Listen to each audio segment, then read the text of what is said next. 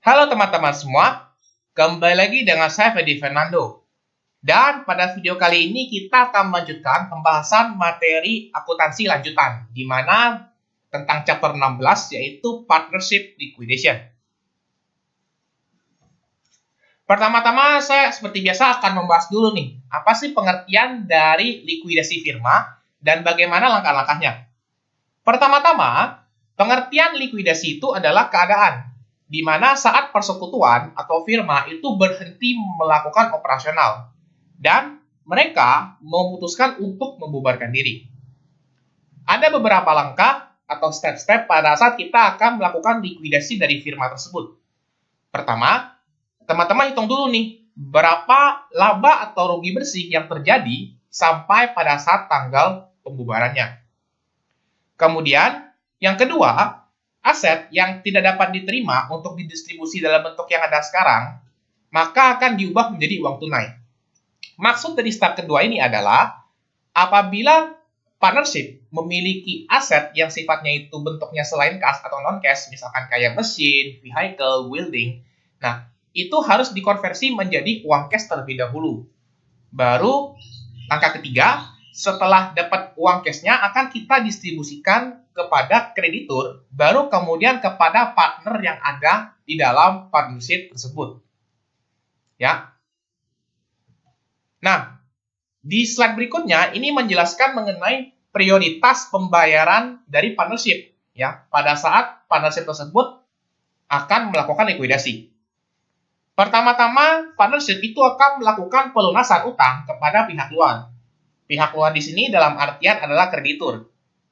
Kreditur berbeda dengan partner, di mana kreditur ini turut andil dalam memberikan pendanaan untuk partnership tersebut, sehingga partnership bisa berjalan. Tetapi untuk kreditur ini mereka bukanlah partner yang turut ikut menjalankan partnership tersebut. Kemudian berikutnya ada utang kepada sekutu atau utang kepada partner sendiri. Kemarin, kalau misalkan teman-teman belajar terkait penjurnalan, ya, ada misalkan kayak sekutu memiliki piutang kepada si A, atau sekutu itu minjem duitnya si A. Nah, ini konteksnya adalah pada saat si sekutu itu minjem duit dari si A. Maka setelah bayar kepada kreditur, maka berikutnya adalah partnership itu harus lunasin uang yang dia pinjam dari partnernya sendiri. Lalu, baru masuk langkah ketiga, yaitu kita akan melunasi utang kepada sekutu terkait dengan modal. Di mana di sini, ya, partnership itu akan mengembalikan modal sekutu dalam bentuk uang tunai. Makanya tadi di langkah yang di step-step tadi, langkah keduanya kita akan konversi dulu nih dari aset non cash menjadi cash sehingga baru kita bisa distribusikan. Dan yang terakhir adalah terkait dengan utang kepada sekutu terkait dengan keuntungan. Walaupun untuk yang keempat ini jarang terjadi, maksudnya seperti ini teman-teman. Misalkan partnership itu jual building, ya. Nah, kalau misalkan dia jual building dan mengalami keuntungan, baru keuntungan inilah yang terakhir kali akan didistribusikan kepada sekutu-sekutu terkait teman-teman seperti itu. Next, kita akan masuk ke priorities of partnership and personal creditor. Jadi sebenarnya di sini adalah sedikit pengulangan terkait dengan materi yang di slide sebelumnya, di mana ini membahas mengenai prioritas ya pembayaran dari partnership itu sendiri. Di mana untuk firma atau partnership itu sendiri memiliki utang partnership dan ada yang namanya utang sekutu. Nah, utang partnership ini maksudnya adalah dia akan bayar kepada kreditur-krediturnya. Sedangkan utang kepada sekutu ya berarti utang kepada partner-partner yang ada di dalam partnership itu sendiri. Nah, untuk utang sekutu ada beberapa hal nih harus diperhatikan, di mana kita akan membayar utang dari pribadi-pribadi yang ada di dalam partnership. Kemudian sekutu juga memiliki kewajiban untuk membayar firma ya apabila ada utang yang belum bisa dilunasin oleh partnership itu sendiri. Dan yang ketiga adalah sekutu memiliki kewajiban juga untuk menutupi defisit apabila ada partner yang memiliki modal negatif. Nah, maksud modal negatif itu di mana nanti kita akan bahas di mana nanti saldo dari si partner kita itu mungkin 1 atau 2 orang saldonya bisa negatif, teman-teman, seperti itu. Lalu ada dua metode dalam likuidasi partnership ini. Pertama yaitu ada simple method, di mana dalam simple method ini ya kita hanya melakukan satu kali penjualan non cash asset. Jadi semua building, semua vehicle, semua barang-barang yang digunakan dalam operasional partnership itu akan langsung dijual aja sekaligus, dan setelah itu kita akan coba distribusikan kepada partner-partner yang ada, ya seperti itu. Kemudian ada yang namanya installment liquidation. Nah, berarti ini kebalikan dari simple. Kalau simple kan dia sekali jual selesai, ya. Sekali jual langsung kita distribusikan, urusannya selesai. Tapi sebenarnya kondisi simple ini agak susah terjadi karena nggak mungkin ada orang yang mau beli semua aset kita dalam waktu yang bersamaan. Itu agak jarang. Makanya untuk yang installment liquidation lebih sering terjadi. Dan ini adalah metode yang banyak kita pakai dan akan kita bahas pada saat pembahasan problem nantinya. Di mana dalam installment liquidation kita akan melakukan beberapa kali penjualan non cash asset. Di mana dalam installment liquidation kita akan menggunakan yang namanya safe payment approach. Ya, dalam safe payment approach itu ada 3 asumsi. Pertama, pinjaman ke atau dari partner akan dikombinasikan dengan akun modal partner yang bersangkutan. Kemudian, aset non-cash yang tersisa tidak akan memberikan uang tambahan. Dan yang terakhir, partner yang memiliki saldo normal di debit atau tadi yang saya sebut sebagai modal negatif itu tidak akan berkontribusi dalam partnership. Nah, untuk safe payment schedule itu dibuat setelah terjadinya pembagian kas. Jadi kalau misalkan nanti safe payment schedule kita akan bahas lebih lanjut pada saat pengerjaan problemnya. Oke, mungkin sekian dulu untuk teorinya. Setelah ini kita akan lanjutkan dengan pembahasan problem yang ada.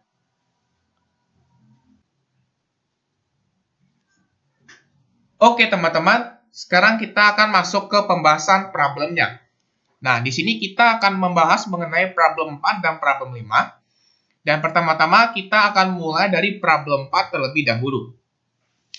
Nah, di sini ada soal di mana Telenan Partnership adalah usaha yang didirikan oleh Cabai, Lada, dan Bombay. Nah, namun akhir-akhir ini laporan keuangan Telenan sering mengalami defisit. Oleh karena itu, Telenan setuju untuk membubarkan partnership-nya, dan berikut adalah data saat likuidasi akan terjadi. Berikut adalah proses likuidasi yang terjadi selama 3 bulan. Jadi ini kurang lebih ada datanya dari bulan April, Mei, dan Juni. Lalu teman-teman diminta untuk membuat schedule of partnership liquidation serta schedule of safe payment. Oke, tanpa panjang dan lebar, kita langsung masuk saja ke pembahasan soalnya. Nah, teman-teman, sebelum kita masuk ke perhitungan seperti tanggal 1 April, ya, 8 April, dan seterusnya, kita pertama-tama harus masukin dulu balance atau saldo dari si aset-aset, liabilitas, dan ekuitas yang kita miliki. Nah, cuman kalau di lab, formatnya itu non-cash asset, ya, akan digabungkan semua. Ya, jadi antara cash dipisah dan kemudian non-cash asset semuanya akan digabungkan seperti AR, kemudian PPE, dan segala macam. Kemudian kolom ketiga itu biasanya diisi oleh loan to Bombay, artinya si partnership itu punya hak untuk menagih si Bombay ini. Lalu untuk yang ada di sebelah kredit ya, maksudnya ini kayak PDA ya teman-teman aja yang ngerjainnya ya. Dimana untuk capital semuanya bakal kita pisah. Jadi kalau misalkan ada 5 partner berarti kita bakal buat 5 kolom. Kemudian untuk semua liabilities itu akan kita masukkan. Nah, kemudian kategori ketiga itu sama kayak kita memisahkan si aset, di mana untuk loan from bla bla bla itu akan kita masukin sendiri kolomnya teman-teman, seperti itu. Mungkin kalau di kelas sedikit berbeda, di mana kalau di kelas itu formatnya sampai melebar banget ke kanan ya untuk kelas dosen, tapi kalau di kelas lab ini kita akan coba bisa langsung gabungkan aja formatnya seperti itu. Jadi teman-teman tinggal ikutin aja kalau di lab seperti apa, kalau di dosen ikutin aturan dosennya seperti apa. Nah, kembali ke pembahasan soal, di mana kita akan coba masukkan semua saldo yang ada. Nah, untuk balance-nya di sini teman-teman bisa masukin untuk cash berarti nilainya adalah sebesar 30.000 sesuai dengan keterangan di soal. Kemudian untuk yang modal seperti Cabai, Lada, dan Bombay itu teman-teman tinggal mengikuti keterangan soal aja.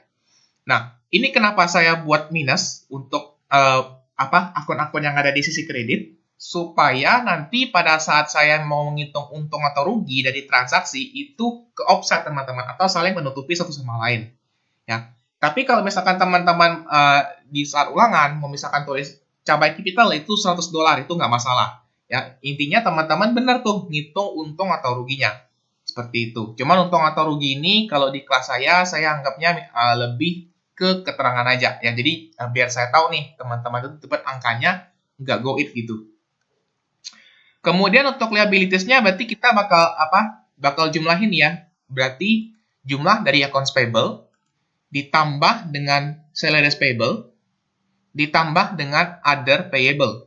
Sehingga dapatlah saldo liabilities kita sebesar minus 45.000. Ini lagi-lagi saya kasih tanda minus karena liabilities ini ada di sisi kredit dan akun-akun di sisi kredit akan saya minuskan. Kemudian untuk loan to Bombay masukin 25.000 ya. Dan untuk non cash asset ini jumlah dari akun receivable, kemudian land, kemudian equipment, building dan vehicle. Ya. Jadi semua aset-aset non cash akan kita langsung masukin ke dalam satu akun yaitu non cash asset. Nah, kalau misalkan nanti untuk barang-barang seperti PPE kayak equipment, building, vehicle, kalau misalkan ada penyusutan, teman-teman kurangin dulu ya. Jangan langsung masukin equipment-nya itu 40.000 gitu, nggak boleh. Kalau misalkan ada penyusutan equipment 5.000 berarti 40 dikurangi 5.000 dulu, seperti itu.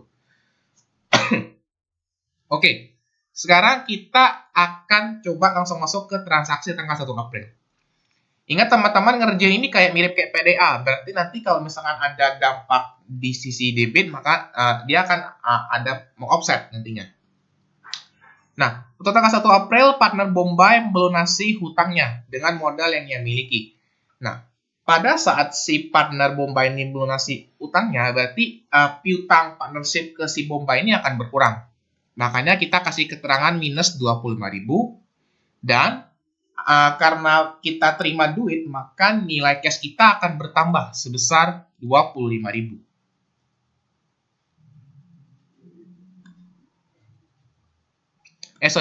Di sini dia bilang kan partner Bombay melunasi dengan modal, berarti loan to Bombay-nya udah benar, minus 25.000. Dan untuk Bombay capital itu akan kita tambahkan, ya. Kita tambahkan supaya nanti kita bisa offset nih ya. Nanti kalau misalkan minus 75 bertemu dengan plus 25 kan jadi modal Bombay-nya berkurang seperti itu. Kemudian untuk tanggal 8, menjual setengah kendaraannya dengan menerima kas sebesar 25.000 ya. Berarti nilai kendaraan ya, berarti nilai kendaraan itu akan berkurang setengahnya. Maka nilai vehicle 45.000 akan kita kalikan dengan 1/2 atau 50%, atau bisa aja kita langsung teman-teman bagi 2 aja. Ya. Nah, karena dia jual berarti keterangannya non cash asset akan berkurang sebesar 22.500. Dia bilang menjual dan menerima sebesar 25.000, artinya ada cash yang masuk sebesar 25.000. Nah, sisanya, ya ini kan ada sisa ya teman-teman ya, di mana ada selisih yang kita sebut sebagai gain, karena di soalnya pun dia kasih tahu bahwa terdapat keuntungannya. Ini teman-teman bisa lihat, saya punya modal 22.500, tapi saya jualnya 25.000, artinya ada gain 2.500. Nah, gain 2.500 ini ya supaya balance antara transaksinya ya, kalau misalkan ada yang naik 25.000 maka yang lain harus berkurang 25.000. Nah, teman-teman akan alokasikan 2.500 ini untuk masing-masing modal partner yang ada untuk cabai, lada dan Bombay. Di mana cara ngitungnya seperti ini. Untuk yang cabai capital itu silakan teman-teman kalikan ya. 2.500 dikali dengan 25%. Ya. Ini lagi-lagi supaya nanti modalnya ini kan kondisinya gain. Gain itu bakal menambah modal. Makanya di sini saya masukin keterangan minus 2.500 dikali dengan 25% yang merupakan proporsi modal si cabainya. Begitu pula dengan lada capital, di mana untuk mencari alokasi gain di tanggal 8 April ini teman-teman silakan kalikan ya minus 2.500 dikalikan dengan 40% yang merupakan proporsi modal si ladanya. Maka dapat minus 1.000 yang akan menambah si modal lada capital. Kemudian begitu pula dengan yang Bombay, di mana minus 2.500 dikalikan dengan proporsi yaitu sebesar 35%. Next, tanggal 11 April. Perusahaan melunasi seluruh hutang gaji dan hutang lain-lain. Oke, nah hutang gaji berarti sales payable ya, dan hutang lain-lain berarti other payable ya. Nah, maka untuk tanggal 11 April ini kita akan mengurangi nilai liabilities-nya, di mana nilai liabilities-nya yaitu 15.000 ditambah dengan 10.000 sesuai keterangan soal, gaji, dan utang lain-lain. Nah, ini saya kasih tanda positif supaya nanti pada saat kita ingin menjumlahkan itu dia ke offset ya, di mana yang misalkan minus 45.000 ditambah 25.000 nilainya akan berkurang. Kemudian karena di sini kita bayar utang, pasti nilai cash kita akan berkurang. Berkurangnya sama sebesar 25.000. Next, tanggal 17. Di mana perusahaan menjual seluruh tanah dan mengalami kerugian sebesar 5.000. Nah, di sini kita langsung tahu nih, dia cuma kasih tahu keterangan rugi 5.000. Oke. Nah, tanah perusahaan itu harganya adalah sebesar 55.000 sesuai dengan keterangan di soal. Maka kita masukin karena ada aset yang terjual, maka non cash aset minus maka nilai non cash asetnya yaitu land akan berkurang sebesar 55.000. Kemudian di sini kita bisa lihat ya bahwa saya punya barang 55.000, tapi saya jual dan ternyata mengalami kerugian 5.000. Maka teman-teman bisa melihat bahwa nilai uang cash yang kita terima itu pasti akan lebih kecil ya. Lebih kecil. Caranya 55.000 dikurangin dengan 5.000, maka nilai cash yang kita dapetin adalah sebesar 50.000. Nah, sampai sini kita belum boleh lanjut nih, karena kita belum alokasi nih kerugian yang terjadi sebesar 5.000 ini ke Cabai Capital, Lada Capital, dan Bombay Capital. Di mana untuk Cabai Capital itu silakan teman-teman kalikan minus 5.000 ya, minus 5.000 kita akan kalikan dengan 25% yang merupakan proporsi modal si cabai, kemudian minus 5.000 dikalikan dengan 40% yang merupakan proporsi lada capital, dan terakhir minus 5.000 dikali dengan 35%. Ya. Ini lagi-lagi supaya ini kan perusahaan mengalami kerugian. Nah, makanya saya kasih tanda positif supaya nanti pada saat kita akan menjumlahkan, kita akan sum, maka nanti nilainya akan otomatis berkurang. Kemudian tanggal 20 April, 2/3 bangunan itu berhasil dijual dengan harga 10% di atas nilai buku. Oke. Nah, di sini kita punya building nih, harganya 60.000 ya, sesuai dengan keterangan di soal. Nah, dan kemudian di soal dia bilang tanggal 20 April dia jual 2/3-nya. Maka akan ada nilai bangunan yang berkurang sebesar 60.000 sesuai dengan keterangan di soal, kemudian kita kalikan dengan 2/3, maka dapat minus 40.000. Ya, karena dia terjual pasti kita pakai tanda minus sehingga nanti bakal berkurang nilainya. Kemudian dia bilang menjual dengan harga 10% di atas nilai buku, berarti 40.000 ini ya, 40.000 ini akan kita kalikan dengan 110%. Sehingga teman-teman akan mendapatkan nilai sebesar 44.000 untuk cash yang diterima. Nah, di sini kita sudah bisa melihat ya bahwa perusahaan itu mengalami gain sebesar 4.000.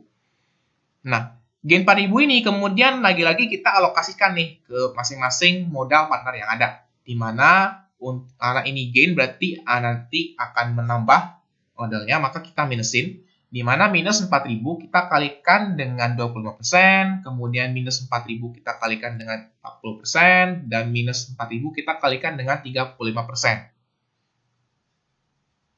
Next, kita lanjut ke tanggal 27. Di mana perusahaan melunasi seluruh hutang yang tersisa. Oke, berarti di sini kita akan coba melihat utang yang tersisa itu tadi adalah tinggal accounts payable doang. Karena tadi di tanggal 11 itu utang gaji dan other payable semuanya udah lunas.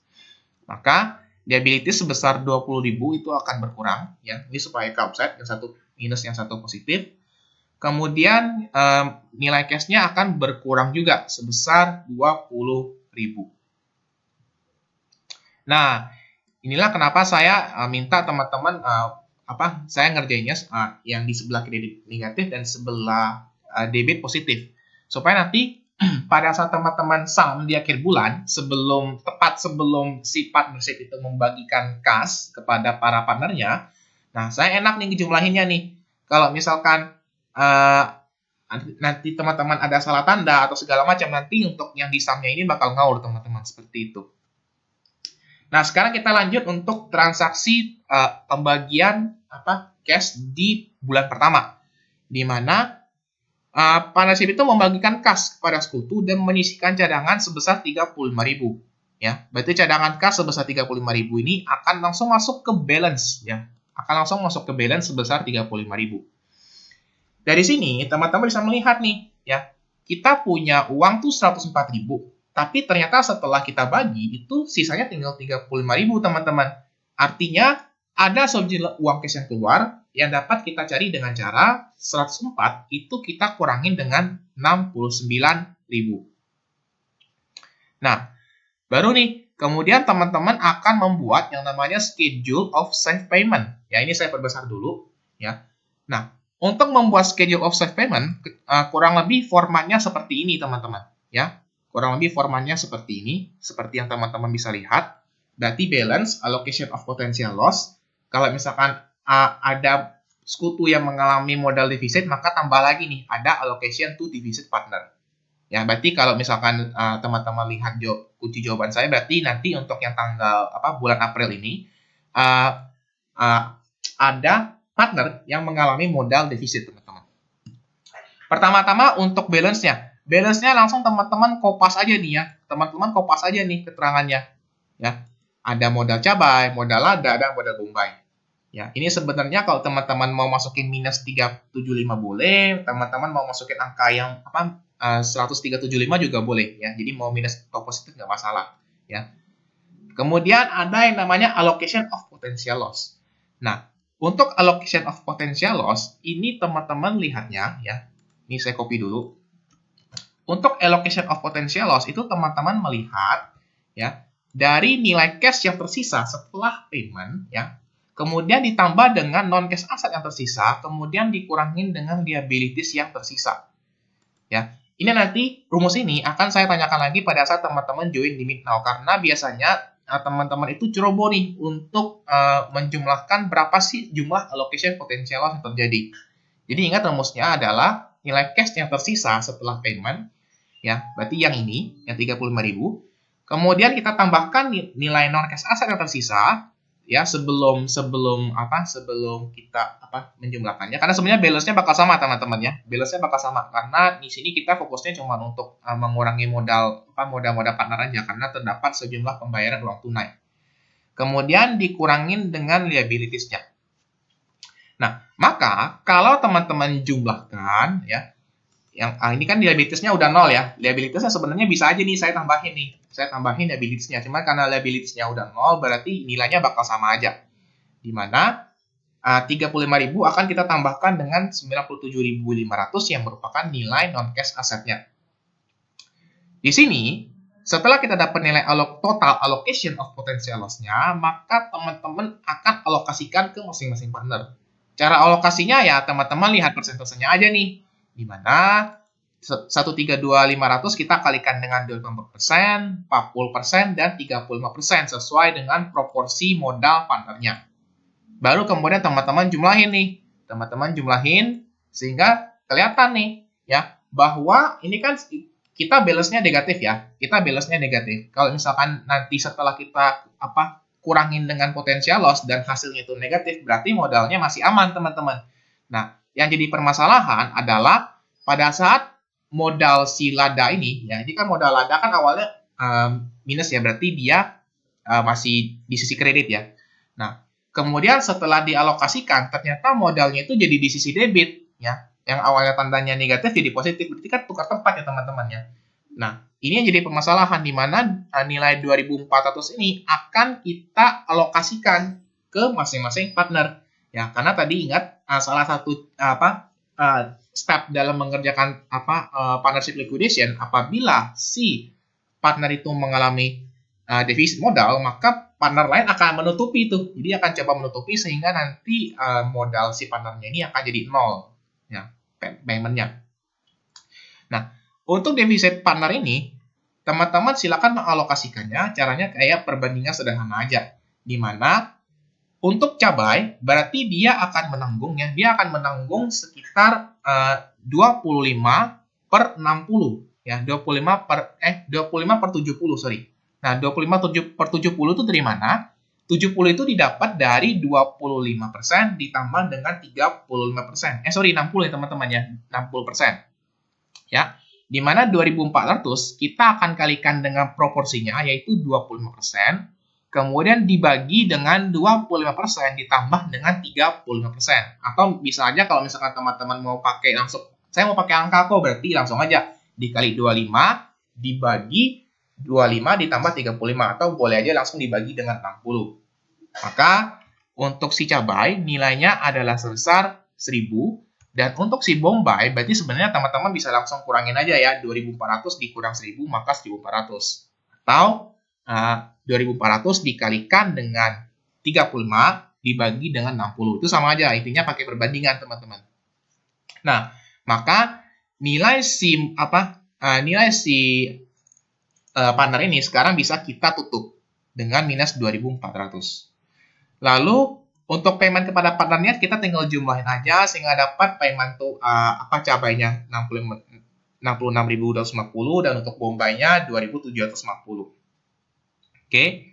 Nah, kemudian kita akan coba masukin ya. Kita akan coba masukin ya. Kita minusin aja karena kalau misalkan terjadi pembayaran uang kas kepada partner berarti itu akan mengurangi jumlah modalnya. Makanya kita offset ya. Kita offset, makanya kita masukin plus 66.250 supaya nilai equity-nya akan berkurang.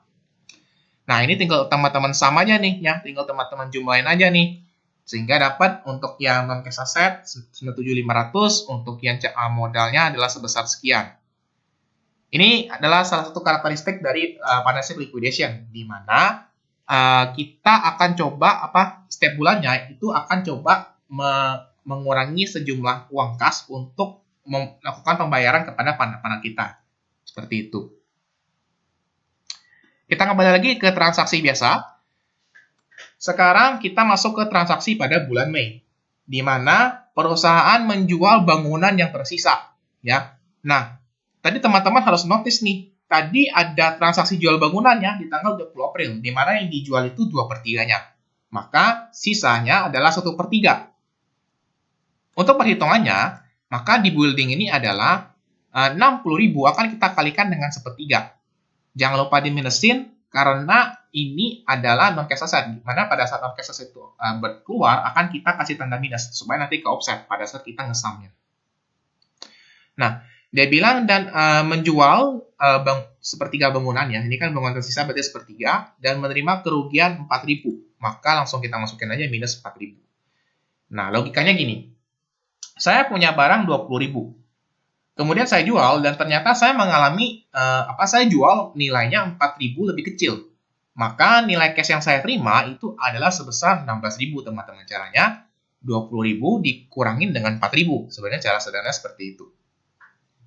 Nah, kita belum selesai nih. Kita harus alokasikan 4.000-nya ini untuk masing-masing modal partner yang ada. Ya, di mana nilai 4.000 ini akan mengurangi nilai modal partnernya. Nah, berarti caranya adalah minus 4.000, minus 4.000 akan kita kalikan dengan 25%, 35%, 40%, dan 35%. Ya, kita kasih tanda positif supaya nanti akan mengurangi nilai saldo modal yang di sisi kreditnya. Lalu tanggal 14, piutang yang berhasil ditagih 8.000. Dan sisanya tidak dapat ditagih atau dihapuskan. Nilai accounts receivable itu adalah sebesar 15.000. Ya, berarti dari soal tanggal 14 Mei ini kita bisa mengindikasikan bahwa semuanya itu kita akan hapus piutangnya. Tapi yang tertagih itu kebetulan cuma 8.000 doang, teman-teman. Maka nilai accounts receivable yang akan kita hapus adalah sebesar 15.000. Yang kita hapus, makanya kita kasih tanda negatif. Dan untuk nilai cash-nya, itu dia bilang hanya diterima sebesar 8.000. Berarti ada kerugian dong ya. Kerugian yang kita sebut sebagai bad debt. Bad debt-nya itu tinggal kita selisihin aja. Dapat minus 7.000. Nah, minus 7.000 ini akan kita alokasikan lagi nih ke masing-masing modal partner yang ada. Di mana minus 7.000 kita kalikan dengan 25%, kemudian kita kalikan dengan 40%, dan kita kalikan dengan 35%. Ingat, karena ini kerugian, lagi-lagi kita akan coba meng-offset modalnya. Seperti itu. Lalu di tanggal 20 Mei, terdapat hutang yang belum dicatat sebesar 7.500. Berarti terdapat hutang maka minus 7.500. Nah, hutangnya ini akan kita alokasikan ke masing-masing partner, ya. Akan kita alokasikan ke masing-masing partner yang ada. Jadi kalau misalkan tiba-tiba nih kita udah bayar semua nih hutangnya, siapa tahu nanti soal ujian juga sama. Ternyata tiba-tiba muncul utang lagi nih setelah kita lunasin semuanya. Ternyata masih ada yang belum dicatat. Maka nilai liabilities ini akan kita alokasikan ke masing-masing partner yang ada. Nah, cara alokasinya gini. Dimana kalau misalkan timbul utang itu seolah-olah akan terlihat bahwa si partnership ini kayak mengalami kerugian gitu. Makanya kita akan coba masukin modalnya di sisi debit. Nah, makanya di sini kita akan kasih tanda positif pada saat mengisi schedule of partnership liquidation-nya.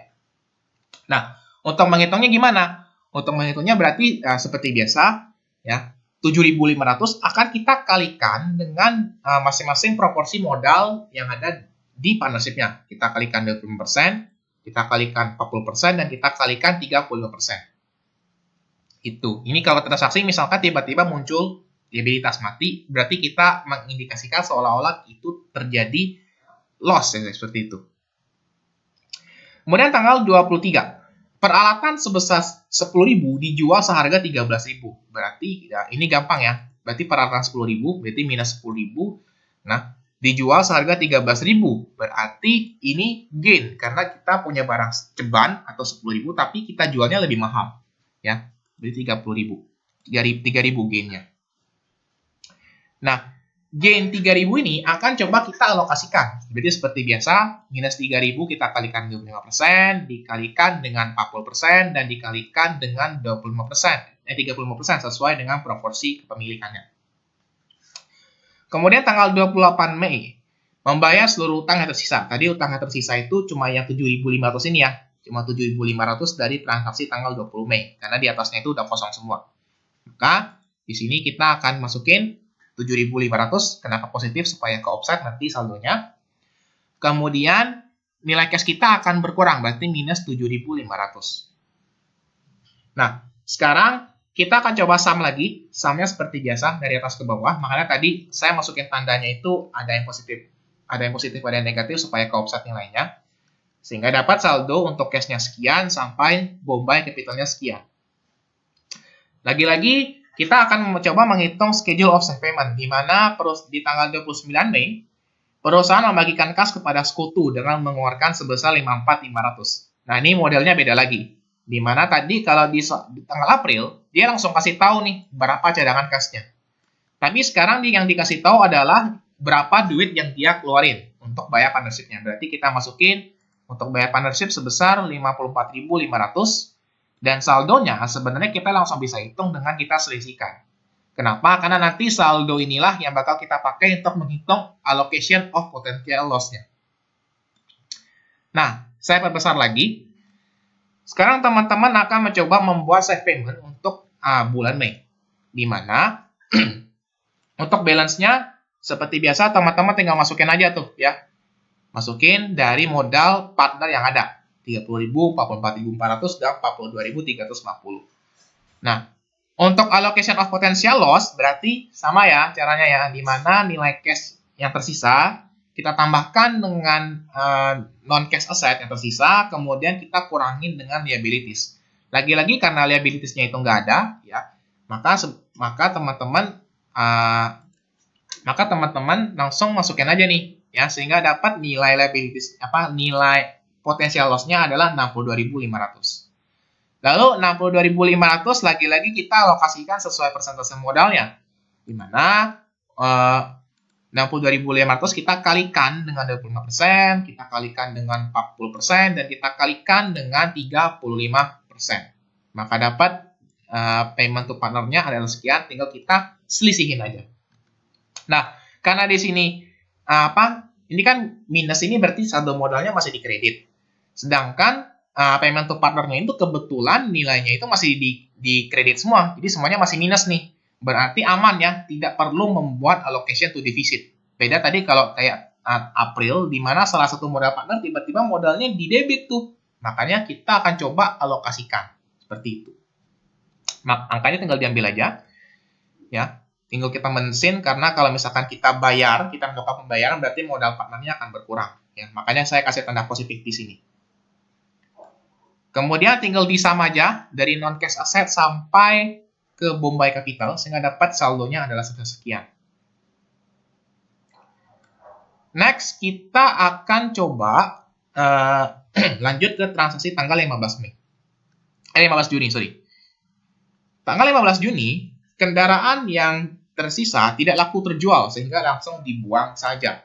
Maka, kalau misalkan teman-teman langsung buang vehicle-nya, berarti kita pasti mengalami kerugian ya. Nah, maka nilai vehicle-nya tadi di soal ya, dia bilang untuk vehicle tadi ada di transaksi tanggal 8 April, ya, di mana dia jual setengahnya.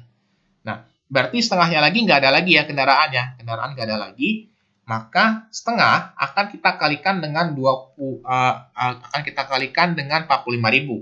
sehingga dapat nilainya adalah sebesar 22.500.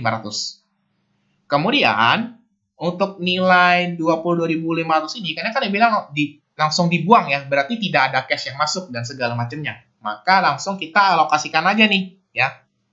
Loss sebesar 22.500 ke masing-masing modal partnernya.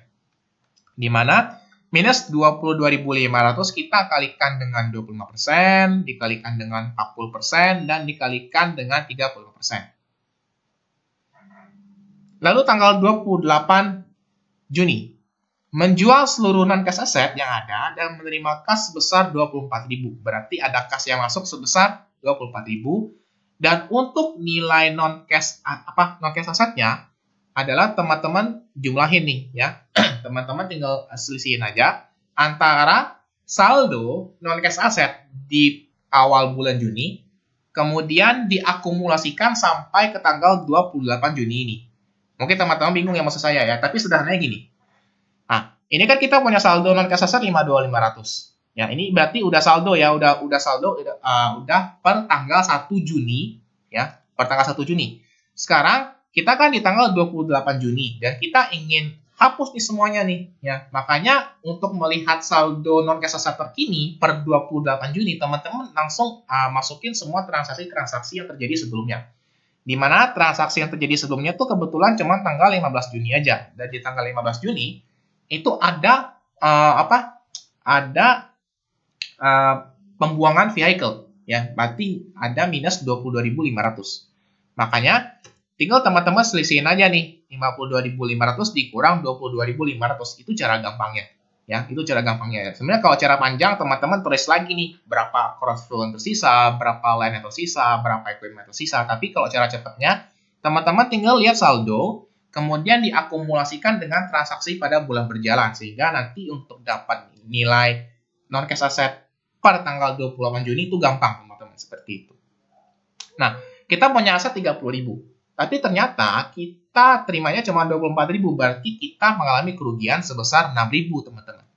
Nah, 6.000 ini kita akan alokasikan ya untuk masing-masing partnership-nya, di mana minus 6.000 kita kalikan dengan 25%, dikalikan dengan 40%, dan dikalikan dengan 35%.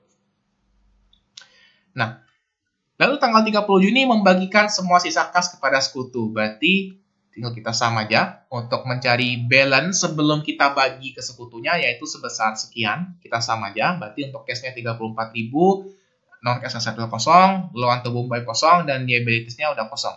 Nah, ini salah satu ciri-ciri kalau misalkan partnership ini udah mau partnership liquidation ini udah mau selesai, di mana yang tersisa itu cuman cash sama modal-modal partnernya aja, teman-teman. Ini satu ciri-ciri kalau teman-teman itu ngerjainnya bener ya, di mana nanti cuma cash aja nih yang tersisa nih, tepat sebelum pada tanggal likuidasi yang terakhir.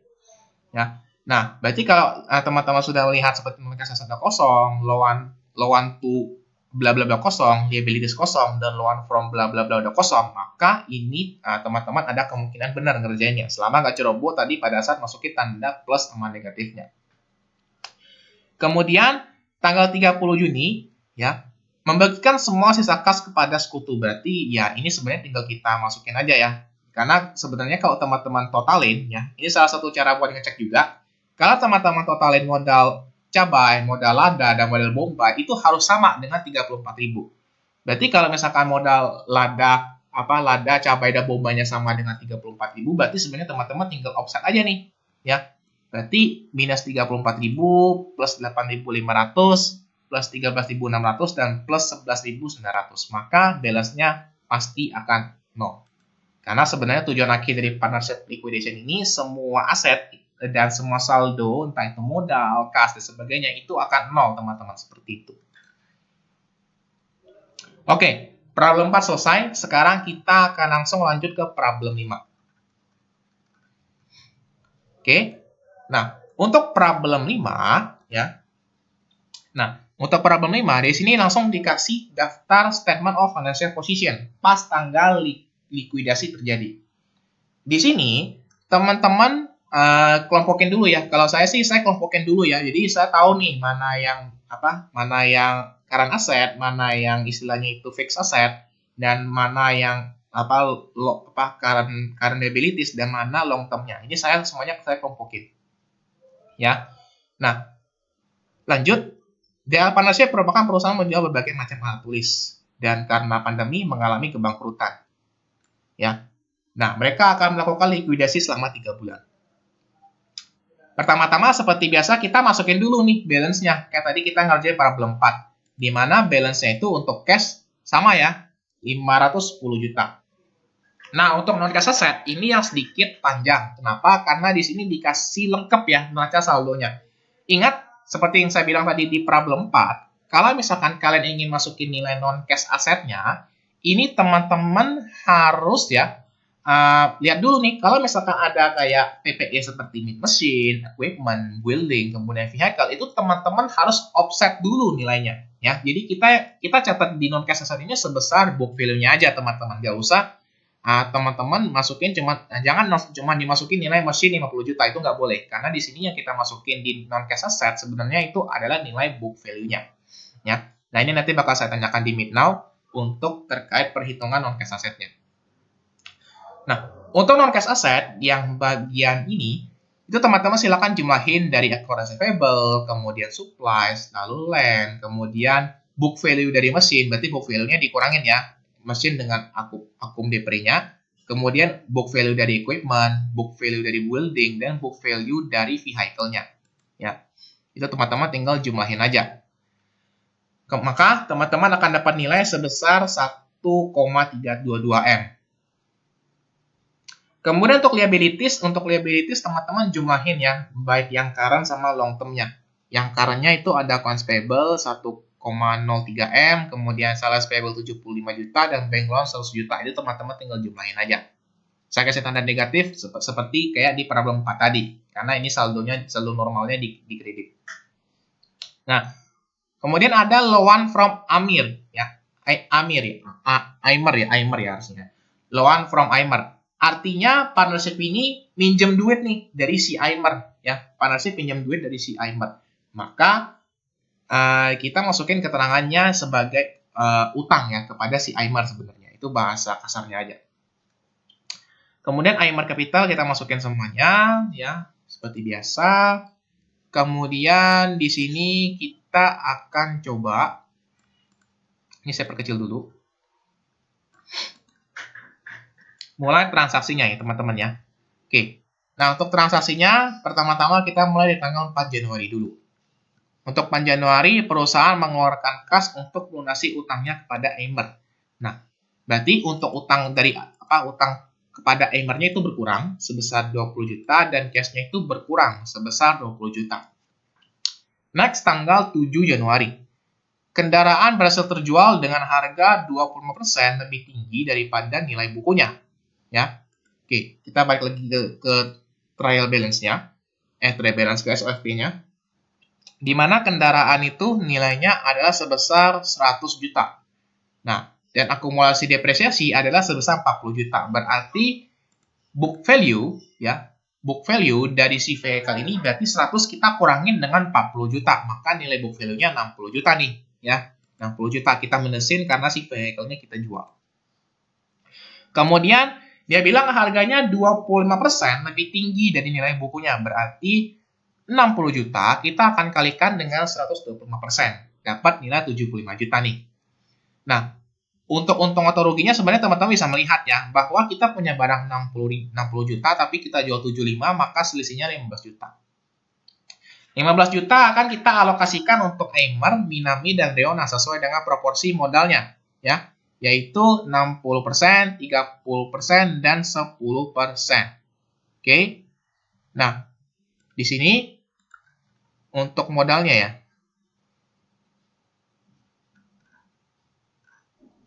Yang untuk modalnya benar sebesar 60%, 30%, dan 10%. Oke, ini karena dia bilang ada rasio berturut-turut 6:3:1. Ini sesuai dengan data yang ada di soal. Oke.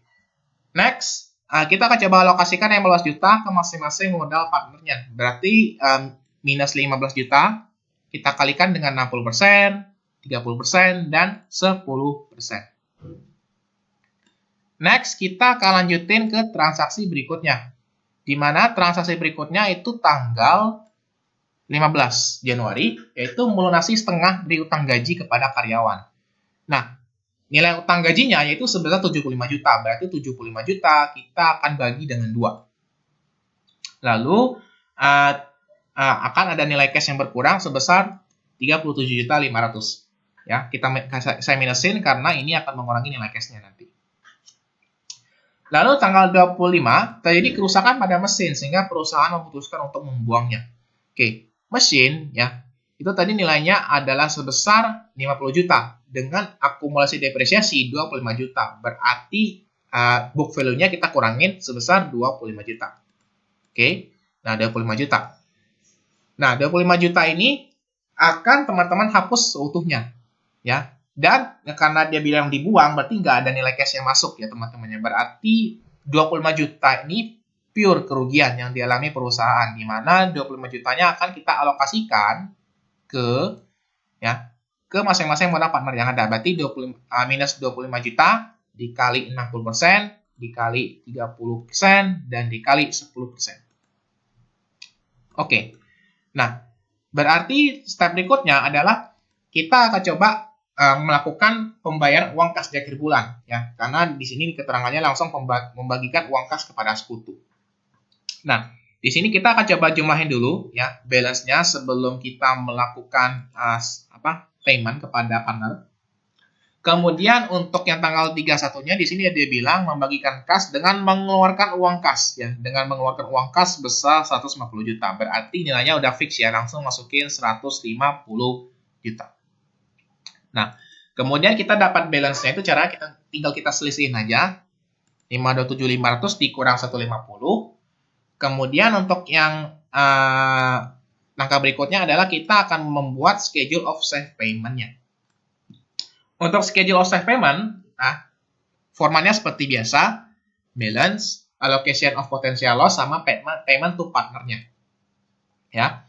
Nah, untuk balance-nya, di sini untuk problem 5 tadi saya ada ralat kunci jawabannya, di mana saya ganti ya teman-teman ya. Saya ganti ke modal yang angka biasa aja ya. Jadi balance-nya itu pas ya, positif ya. Jadi balance-nya itu positif 387, positif 137, sama positif 73. Supaya teman-teman tadi nggak bingung ngerjain soalnya.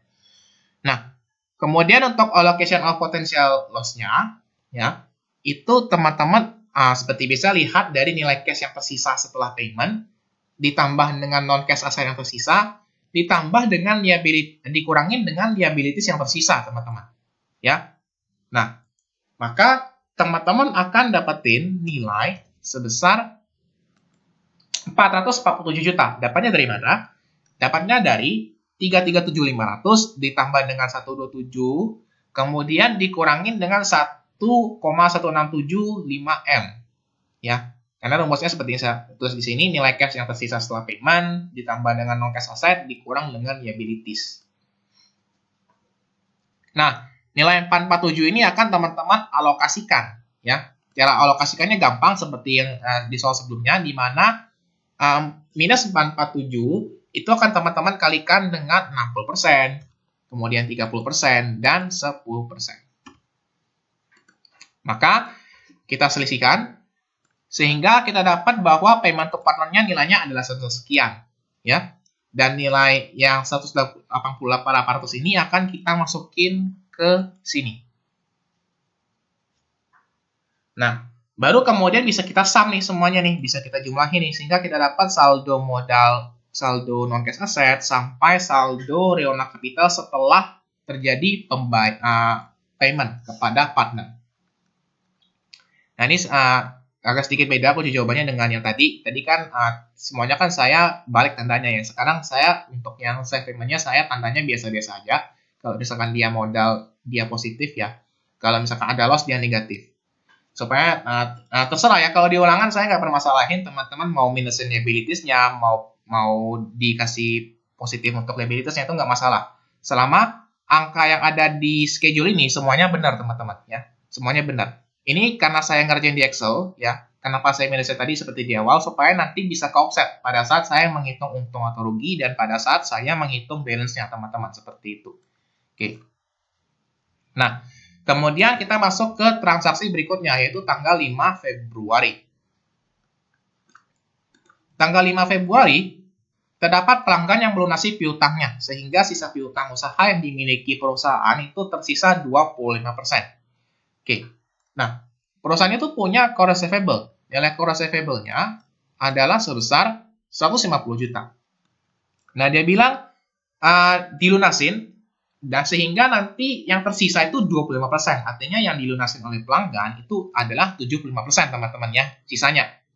Berarti 75% kita kalikan dengan saldo core receivable, yaitu 150 juta. Kemudian ada nilai cash yang kita terima sebesar 112.500. Next, kita lanjut ke tanggal 11 Februari. Ini teman-teman notice ya, karena ada pelunasan berarti nanti pada saat ada transaksi core receivable lagi, teman-teman ingat nih, yang tersisa 25% aja. Tanggal 11 Februari, tanah dan gedung yang dimiliki perusahaan itu berhasil dijual seluruhnya. Dan perusahaan mendapatkan keuntungan sebesar 225 juta. Oke, nah dari sini kita lihat dulu ya.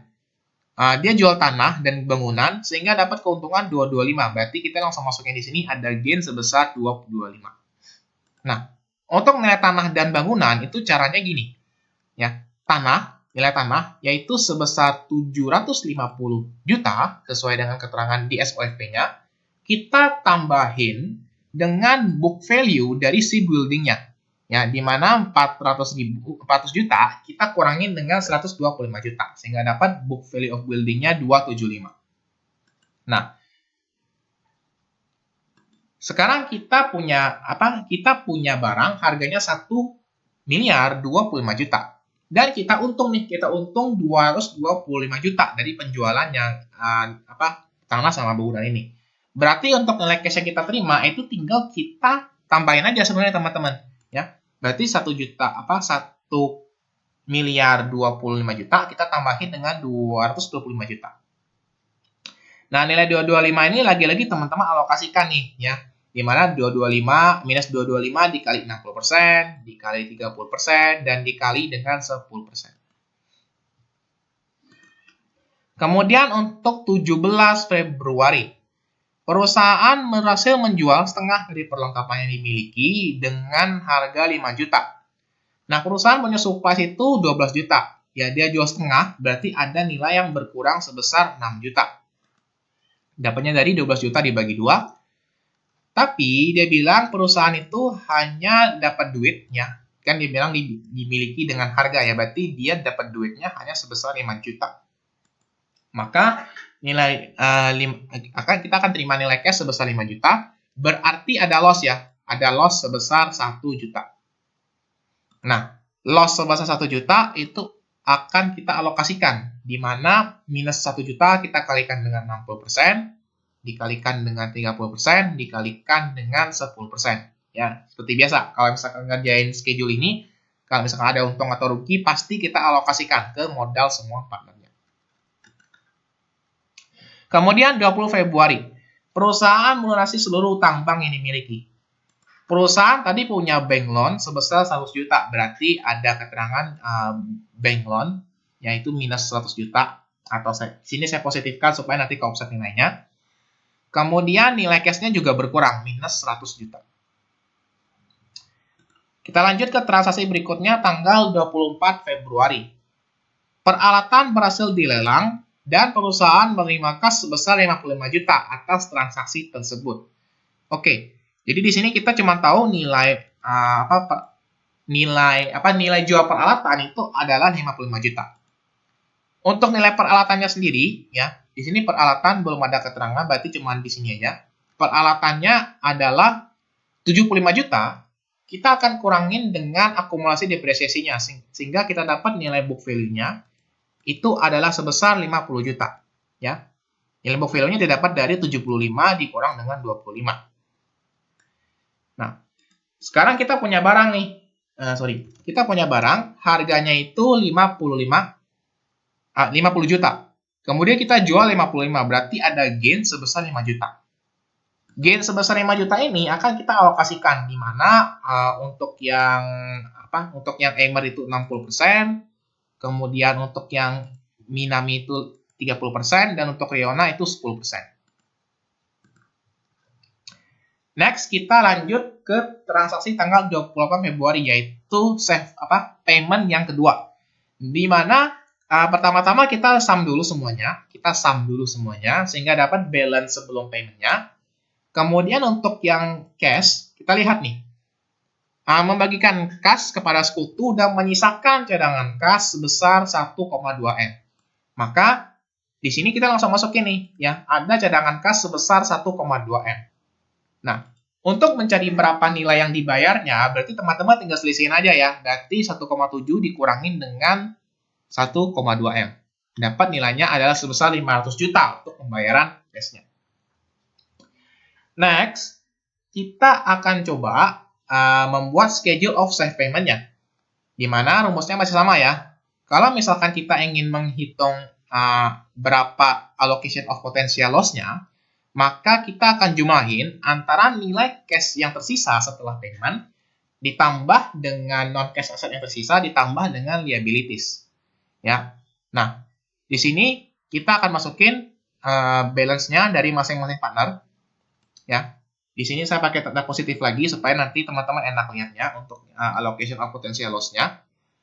Kemudian untuk yang allocation of potential loss ini teman-teman totalnya lihat dari jumlah yang ini ya, nilai cash yang tersisa setelah payment tambah non cash yang tersisa dikurangin dengan liabilities-nya.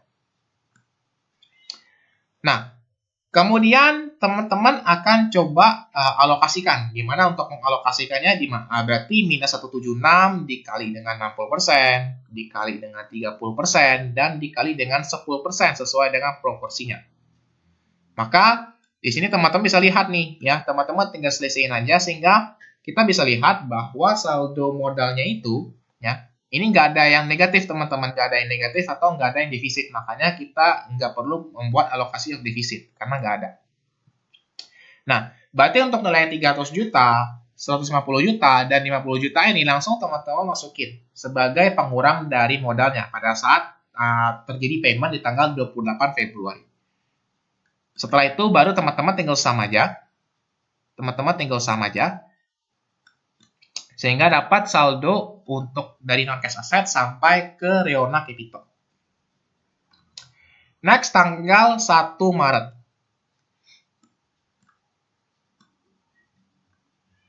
Tanggal 1 Maret dia bilang perusahaan melunasi seluruh utangnya yang dimiliki. Ya, utang dagang.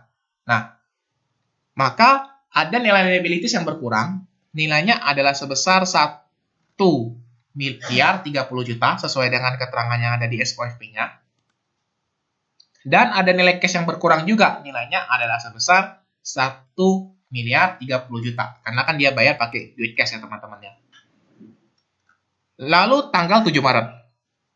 Perusahaan berhasil menagih sisa piutang yang dimiliki. Nah ini yang tadi saya bilang. Tadi kan ada transaksi terkait piutang ya di tanggal 5 Februari. Di mana pokoknya kita tahu yang tersisa itu 25% teman-teman. Berarti 25% inilah yang bakal dilunasin pada saat tanggal 7 Maret. Maka 25% kita kalikan dengan nilai saldo account receivable-nya yaitu 150 juta. Nah, maka kita juga terima duit sebesar 37.500.000. Next, tanggal 10. Perlengkapan yang tersisa berhasil terjual dengan mengalami kerugian. Ini sorry, harusnya warnanya ini ya. Karena dia selancang. Nah, tersisa dijual dengan kerugian sebesar 1 juta. Maka kita langsung masukin nilainya adalah sebesar 1 juta. Nah, untuk saldo dari si supplies-nya ini teman-teman lihat. Tadi kalau nggak salah tanggal 17 Februari terdapat penjualan supplies. Nah, saldonya kan 12 juta nih ya. Kemudian dia jual setengahnya, berarti sisa 6 juta. Nah, berarti ada nilai supplies yang berkurang di sini sebesar 6 juta atau 12 juta dibagi 2 ya. Kemudian kita tahu bahwa dari nilai saya punya barang 6 juta, tapi saya jual lebih kecil, 1 juta nilainya, sehingga saya mengalami kerugian. Nah, maka nilai cash yang kita terima itu tinggal kita selisihin aja, sehingga kita dapat nilai cash-nya adalah sebesar 5 juta. Kemudian berikutnya kita akan mengalokasikan kerugian sebesar 1 juta ini kepada masing-masing partner. Di mana minus 1 juta dikali dengan 60%, dikali dengan 30%, dan dikali dengan 10%.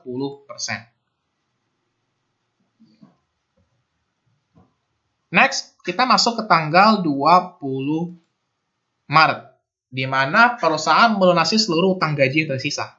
Nah, tadi utang gaji itu kalau nggak salah transaksinya ada di tanggal 15 Januari. Ini makanya saya tandain ya, supaya pada saat saya men-tracing transaksi terkait akun-akun yang spesifik, saya gampang nyarinya. Nah, utang gaji tadi dia baru bayar setengahnya. Berarti setengahnya lagi dia bayar sekarang ya. Berarti setengah kita kalikan dengan 75 juta. Sehingga dapat nilainya adalah 37.500. Dan nilai cash-nya berarti berkurang 37.500. Terakhir, tanggal 31 Maret, dia bagikan seluruh kasnya kepada sekutu. Berarti pertama-tama sebelum kita melakukan payment, kita sum dulu semuanya. Ya. Nah, di sini mulai terlihat lagi nih tanda-tandanya nih. Di mana setelah kita akan masuk ke transaksi yang terakhir, itu teman-teman harus make sure dulu bahwa untuk yang non-cash asset, liabilities, loan to bla bla bla, dan loan from bla bla bla, itu semuanya harus kosong teman-teman. Yang tersisa itu hanyalah cash dan modal dari partner-partner yang ada. Nah, berarti kalau misalkan teman-teman lihat, berarti harusnya udah benar ya kita ngerjainnya ya. Dan karena dia bilang membagikan seluruh uang kas, berarti kita tinggal offset aja nih ya. Berarti yang positif 175 kita akan minusin 175 ya, sampai kita drag sampai ke modal-modal partnernya. Dimana yang minus 105 kita positifkan 105 sehingga balance untuk tanggal 31 Maret itu semuanya sudah harus 0. Ya, karena tujuan dari partnership liquidation, sekali lagi saya tekankan, adalah kita akan coba mengalokasikan semua aset-aset yang ada, sehingga nanti pada saat di akhir schedule itu semuanya harus 0. Seperti itu. Oke. Sekian dulu untuk pembahasan partnership liquidation, yaitu problem 4 dan problem 5.